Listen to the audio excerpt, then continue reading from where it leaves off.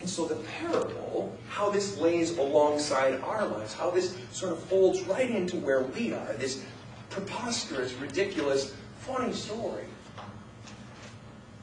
This truth is, every one of us has dreams that we are married to, visions that we have embraced, passions that have fired us for years.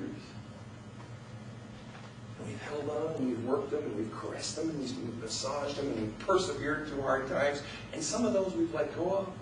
Some of those we're struggling through a hard time right now. Some of us are embracing a new vision. We've had this one for this long, and now we're moving forward. But the point in this one, the point in all of this, in this sort of second meaning, is that there are those times when we laugh. And not out of joy, but simply out of that sheer impossibility that this will never happen. We've been so beaten down and so lost hope in the dream that we laugh at even a mere consideration that it could happen. The joke is on us. The joke's on us because God's laughing at us. And not that malicious kind of laugh, but the laughter of a parent at Christmas time. When the child and the parent are going through the store, and the child sees that the one toy that she wanted this Christmas, or that he wanted this Christmas, the one toy this child wanted at Christmas, is sold out. And the child turns to mom or turns to dad and says, and you can just see the tears rolling up, and the sorrow and the passion. The one thing I wanted the most for Christmas is gone. I'm not going to get it. And inside, the parent laughs. Because I bought it a month ago. And the parent doesn't laugh at the child. You would never do that to your own child, right? Of course, that would be cruel. But the point is you're snickering inside because you know you're going to bring joy to this child's life. The parent has the last laugh. And the parent consoles the child and says, it'll be all right, sweetheart. We don't know. You don't know what will happen. Let's just have a good day anyway. And then Christmas morning or Christmas Eve comes and the child opens it, and there's that toy that they wanted. That doll, that whatever it was. It's how God sort of snickers to us when we're convinced that the way we are going, that the dream that we had, the vision we have embraced is utterly hopeless. That it's been sold out. That we can't have it. God's getting the laugh. See, we so think, we have so had it ingrained into us that God is about meting out punishment and holding us down and sticking it to us. That we've lost sight of the fact that God is a God of love. God is a God of grace. And God wants us to have abundance. And I don't mean lots of things. I think you know me well enough. That's not what I'm talking about. I'm talking about the peace that those things are supposed to bring. I'm talking about the joy, the hope, the love, the sense of purpose, the sense of power, the sense of new life. That's what God wants us to have. Using all means possible. So God's laughing. You're beaten down. You're feeling like it's impossible. And God is laughing. Because God knows that it's coming. Now, meaning 3. Take another word with that same root, bolus, to throw. But this one is hyperbolus. All right? Hyper means beyond. So to throw beyond. There's a term or phrase, and you've probably heard of it. It's called conversational hyperbole. I caught a fish, and it was 10 feet long. Or I checked out that book from the library. Man, it weighed a ton. Well, it didn't weigh a ton, but you get the point, right? That girl runs so fast, she's fast as lightning. Well, is she as fast as lightning? No, but you get the point, don't you? Conversational hyperbole. It's saying something in big terms to make a point and to make it strongly. We need a timeline. We're going to take that idea, we're going to set that right here, and we're going to come back to it. If we assume that the center of the room is basically the time that Jesus lived, right? So the beginning of the Common Era, 0. And if we assume that over here is the year 2008, right here, to your right, it's 2,000 years, half the room. The other half, if I were to go all the way back here, that would be the time of Abraham. Abraham was roughly 2,000 years before Jesus. Right in the middle was the time of David, roughly 1,000 years between Abraham and Jesus. in this time, the year 2000, up until about the year 300 BC, all the time leading up to about 300, 200, 400, somewhere in there BC, stories, traditions, words, thoughts were not written down. Most people were fully illiterate.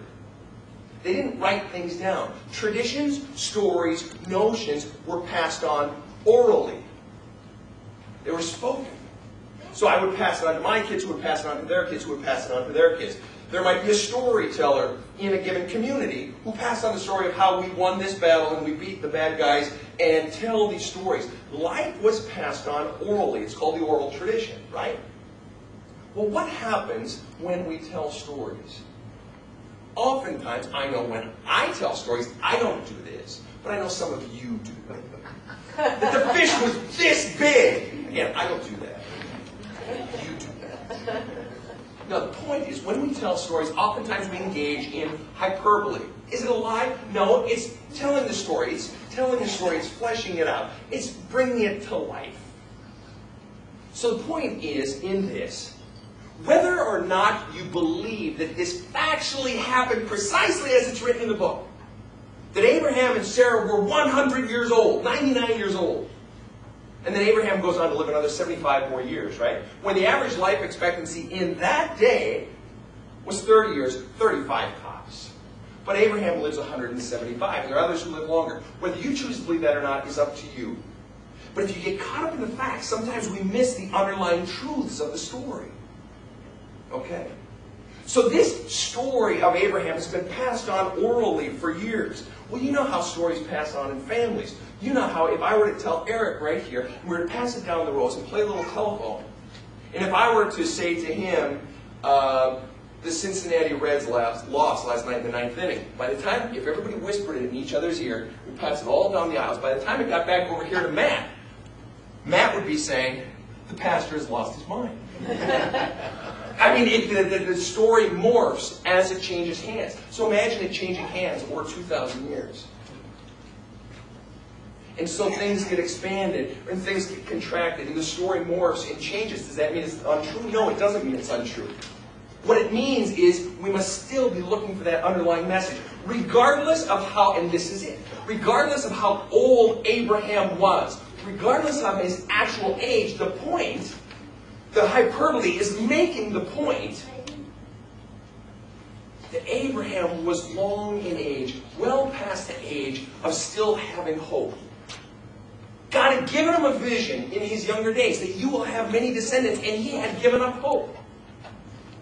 He had given up hope. He was so old that he had given up hope. And then the very thing that he most wanted happens. Hyperbole. Expanding that notion to make a point. The point is that he had given up hope. But what eventually happens is what? They have the child. His vision comes to fruition. His perseverance, his faithfulness, his sticking to it. Eventually, that vision comes to fruition. So this is the easy one, folks. The third meaning is the easy one. And it's simply this. Every single one of us in our lifetime has bought into some vision for our lives. Each one of us. At some age, some of us get it when we're 8, some choose it when we're 18, 28, 33. Maybe it doesn't come until you're 47. Studies are out now indicating that there's a new phase of life. Pre-industrial society in America, there was no such thing as adolescence. Teenagers worked. All right? So post-industrial age, we developed this thing called adolescence, where kids are basically separating themselves from parents. Kids are getting to know themselves, finding themselves. Well, now what they are finding is that there's another phase in the development of children into adulthood, and they're marking at roughly 18 to 20 years old to roughly 28 to 30 years old. What they're finding is that young people are delaying marriage, delaying childbirth, and delaying choosing one career, as we used to do in this culture. In fact, nobody really does that anymore. We morph into 4 or 5 different, fully different careers in our lifetimes, right, nowadays. So what we're seeing is an extension of adolescence. We're seeing a time when people go out, where young people go out and choose and pick